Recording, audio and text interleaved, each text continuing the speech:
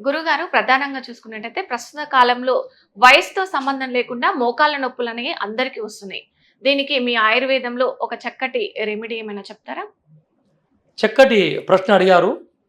ఈరోజు ప్రపంచవ్యాప్తంగా హ్మ్. కీళ్ళ నొప్పులు, మోకాళ్ళ నొప్పులు, ఆర్థరైటిస్, ఆర్థరైటిస్. హ్మ్. దీనికి ఇంటర్నల్‌గా ఏదైనా చెప్పామంటే పత్యం ఉండరు. హ్మ్. అన్ని తినాలా, అంగుట్లో ఉండేటి అన్నీ తినాలా, మేము ఆరోగ్యంగా ఉండాలంటే కుదరదు. హ్మ్. కానీ దీనికి పైపోదు ఇంటర్నల్‌గా లేకుండా అప్లై చెప్తాం. హ్మ్. వీటి కోసం మనం ఏమి చేయాలా? మంచి నువ్వుల నూనె తీసుకోవాలా. ఓకే. 1 కిలో 100 గ్రాముల సొంటిని తీసుకోవాలా. హ్మ్. 1 కిలో నువ్వుల నూనె, 100 గ్రాముల సొంటి, హ్మ్. 100 గ్రాముల లసన్ అంటే గార్లిక్ ఎల్లిపాయలు, ఓకే. 50 గ్రాముల మిరియాలు ఓకే. అన్నీ చితగొట్టాలి. చితగొట్టి ఆ నూనెలో వేయాలి. అలా ఉడికి ఉడికి ఉడికి ఉడికి ఉడికి అది మాడే సమయంలో దాన్ని దించి వడబోసుకోవాలి. హ్మ్. ఏమేసాం అందులో? మిరియాలు, మిరియాలు, ఎల్లిపాయలు, ఎల్లిపాయలు, ఇంకేం సొంటి. సొంటి. ఇక్కడ పచ్చి అల్లం 100 గ్రాములు ఉండాలి. ఇది చాలా పాత్ర పోషించేది. ఓకే. దీన్ని చితగ్గొట్టి బాగా ఉడికియాల. ఆ! ఇనప కడాయిలో ఉడికించి దాన్ని వడబోసుకొని ఒక గిన్నెలో పెట్టి అది వేడిగా ఉన్నప్పుడే గడ్డ కర్పూరం అందులో వేసి ప్లేట్ మూసేయాలి. గడ్డ కర్పూరం. హాత్ హ్మ్. కర్పూరం. హ్మ్. ఈ నూనెని ఉదయాన్నే ఎండలో కూర్చొని ఆ మోకాలు ఎక్కడెక్కడైతే మన మోకాళ్ళు ఉన్నాయో అక్కడంతా బాగా రుద్దుకోవాలి. ఇది ఆయిల్ ఇలా చేయక ముందు మల విసర్జన చేయడానికి ఏదన్నా తీసుకోవాలి. ఓకే. ఈ మోకాళ్ళ లోపల కీళ్ళ నొప్పి వస్తున్నాయంటే రక్తం చిక్కబడి హ్మ్. వాతం పెరిగి ఈ వాతం పోవాలంటే మల విసర్జన జరగాల. హ్మ్. పొట్టలో ఉన్న డస్ట్ అంతా వెళ్ళిపోవాలా. మల విసర్జన ఎందుకు ప్రతి ఎపిసోడ్‌లో మల విసర్జన ఎందుకు అంటున్నానంటే మల విసర్జన సరిగ్గా జరగకపోతే హ్మ్. దురదలొచ్చి మీ క్రియాటిన్ పెరిగే అవకాశం కూడా ఉంది. గమనించండి ఈ వీడియోలో. ఎప్పుడైతే మల విసర్జన సరిగ్గా జరగకపోతే మలం రాక ఆ పేగుల్లో ట్యూబ్ మాదిరి నూడిల్స్ మాదిరి మలం వచ్చి మీకు మలలు బయటకొచ్చి హ్మ్. మలల రోగానికి కూడా దోహదపడడానికి కూడా ఆస్కారం ఉంది. హ్మ్. అందుకే మల విసర్జన జరిపిన తర్వాత నేను చెప్పిన ఈ ఆయిల్‌ని తయారు చేసుకొని మీరు హ్మ్. మోకాళ్ళకి బాగా రుద్దుకొని హ్మ్. ఎండలో గంట సేపు కూర్చోవాల. పొద్దున.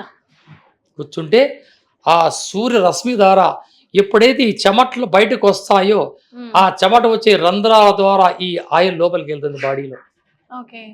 ఈ విధంగా చేసుకుంటే ఈ మోకాళ్ళ కిట్ కిట్ అని శబ్దం రావడం, ఈ హ్మ్. మోకాళ్ళ పట్టేయడం, హ్మ్. కింద కూర్చోలేకపోవడం, హ్మ్. కింద బేసిన్‌లో లెట్రిన్ కూర్చోలేకపోవడం ఈ సమస్యలన్నీ దూరం అయితాయి. హ్మ్. సింపుల్. అద్భుతమైన రెమెడీ. ఓకే. ఏ వయసు వారైనా వాడొచ్చు ఈ ఆయిలు. దీన్ని ఇదే ఆయిల్‌ని పొడుగాళ్ళకి హ్మ్.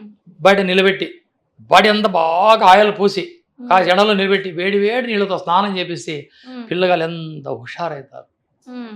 బాగా కష్టపడే మగోళ్ళు ఉంటారు. హ్మ్. ఏదో పనికెళ్తారు. సాఫ్ట్‌వేరో లేకుంటే ఇంకోటో రిక్షానో ఏదో వాళ్ళకి వీక్లీ ఒక్కసారి సండే హ్మ్. ఆయిల్ తీసుకొని తలకి కాక ఈ కంఠం నుంచి బాడీ అంతా బాగా ఆయిల్ ఒక గంట సేపు రుద్ది ఎండలో నిలబెట్టి వేడి వేడి నీళ్ళతో స్నానం చేపిస్తే వెరికోస్ వచ్చేదైనా ఆగిపోతుంది.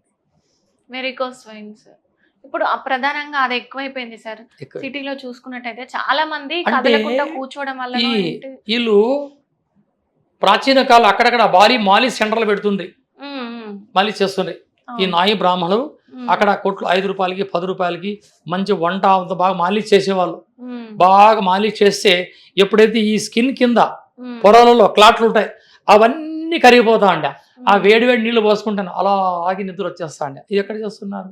ఇప్పుడు లేదండి. ఈరోజు కట్టుకున్న ఇల్లాలు ఆడికి బాత్రూంలో ముడ్డి రుద్దదు. ఇంక మాలిష్ చేసే సంగతి దేవుడు ఎరుక. హ్మ్. కానీ ఒకరు చేస్తారు ఒకరు చేయరు అనే విషయం కాదండి. ఈ ఆయిల్ తయారైన తర్వాత మనమే పూసుకోవచ్చు. అవును. పూసుకొని బాగా ఎండలో ఉండండి గంట సేపు. వేడి వేడి స్నానం చేయండి. సీకాతో స్నానం చేయండి. ఈ షాంపూలు పక్కన పెట్టండి. ఈ హ్మ్. సీకాయతో స్నానం అలవాటు చేసుకోండి. హ్మ్. ఎంతో అద్భుతంగా మీ శరీరానికి సలవ చేస్తుంది. హ్మ్. ఇది నా అనుభవం గల రెమెడీ. పాటించండి. ఏదైనా అవసరమైతే ఫోన్ చేయండి. ఇప్పుడు అంత టైం ఉండదు సార్. ఇప్పుడు ఎండలో నిల్చొని ఆయిల్ రాసుకొని అంత టైం ఉండదు కొంతమందికి. ఆఫీస్ అని అరాబరి ఉరికే వాళ్ళు ఉంటారు. అలాంటి వాళ్ళకి ఏం చెప్తారు మీరు? మంచి మాట అన్నారు. ఎస్ఐలు, సీఐలు ఎదురుగానే ఉన్నా, హ్మ్. కట్టుకున్న పెళ్ళాం పక్కలోనే ఉన్నా, యముడు పిలిస్తే పోకుండా ఉంటారా? పోతారు వాళ్ళు కదా. తప్పదు అది ఇంకా. ఎస్ఎల్సిఐలు పక్కలే ఉన్నా, బందికానాలు బంధువులంతా ఉన్నా, కట్టుకుని ఇన్నాళ్ళు నీ పక్కలో ఉన్న యముడు పిలిస్తే వెళ్ళిపోవాల్సిందే. అవును. కాస్త గంట టైం తీసుకుంటే ఏమవుతుంది? చేసుకోవాలా. ఆరోగ్యం మన సొంతం అంటే ఎంత ఎనర్జీగా ఉండాలా. 54 సంవత్సరాలు ఎంత ఆర్గానంగా ఉన్నాను నేను. మేము అన్నీ చేసుకుంటాను కాబట్టి మీ అందరూ చెప్పి మీరు కూడా నా మాదిరి ఉండండి, ఆరోగ్యంగా ఉండండి, హెల్తీగా ఉండండి, కడుపుండా భోంచేయండి, కమ్మగా నిద్రపోండి, కల్మషం పెట్టుకోవద్దని మీ బాడీలో మీరే. కడుపులోకి తీసుకునేది ఏమైనా ఉందంటారా? ఓకే, ఆయిల్ కడుపులోకి తీసుకోవచ్చు, పత్తి ఉండరమ్మా. కడుపులోకి తీసుకోవచ్చు అల్లం బెల్లం, 100 గ్రాముల అల్లం, శొంఠి 100 గ్రాముల శొంఠి, 100 గ్రాముల బెల్లం మెత్తగా మిక్సీలో నూరండి. దాన్ని రోజు 6 చెంచా గోరువెచ్చని పాలలో తీసుకోండి. ఈ ఆర్థరైటిస్, ఈ కీళ్ళు వాపులు వస్తూ ఉంటాయి, ఈ వాపులు తగ్గిపోతాయి. ఓకే, అల్లము బెల్లము రెండే. అల్లం ఒట్టి సొంటి అమ్మ, ఒట్టి సొంటి 100 గ్రాముల పౌడరు, 100 గ్రాముల బెల్లం, తాటి బెల్లం ఏదైనా సరే. ఇక్కడ తాటి బెల్లం ఎందుకంటానంటే ఇందులో గ్లూకోజ్ శాతం తక్కువ ఉంటుంది కాబట్టి మధుమేహ పేషెంట్లు ఈ మధ్య మోకాలు కీళ్ళు నొప్పులు ఎక్కువ, ఎందుకంటే వాళ్ళ బాడీలో ఐరన్ కాల్షియం ఉండదు. అందుకే తాటి బెల్లం యాడ్ చేసుకోండి. దీన్ని 1 చెంచా అలా గోరువెచ్చిన పాలలో కలుపుకొని ఏదో ఒక టైం తీసుకోండి. టిఫిన్ తిన్న తర్వాత, రాత్రి భోజనం తర్వాత తీసుకుంటే మీ దేహం వజ్రదేహంగా ఉంటుంది, కీళ్ళు నొప్పులు రావు. అల్లాని మించని ఔషధంబు లేదు రా జగత్తులో అన్నారు అగస్త్య మహాముని గారు. అల్లాన్ని అలవాటు చేసుకోండి. Thank you so much sir. నమస్తే. చూసారు కదండి, ఇది ఈరోజు బీఆర్కే హెల్త్లో ఉన్న విశేషాలు. ప్రధానంగా చూసుకున్నట్టయితే గురువు గారు గత 900 సంవత్సరాల నుండి వాళ్ళ పురాతనం నుంచి వస్తున్న ఆయుర్వేదంలో నిపుణులుగా ఒక 40 సంవత్సరాల నుంచి ఆయుర్వేదంలో ప్రాముఖ్యత పొంది ఉన్నారు. సో మీకు ఏదైనా డౌట్ ఉంటే స్క్రీన్ పై నెంబర్ ఉంది, గురువు గారిని సంప్రదించవచ్చు. ఏదైనా డౌట్ ఉంటే మీరు. Thank you so much.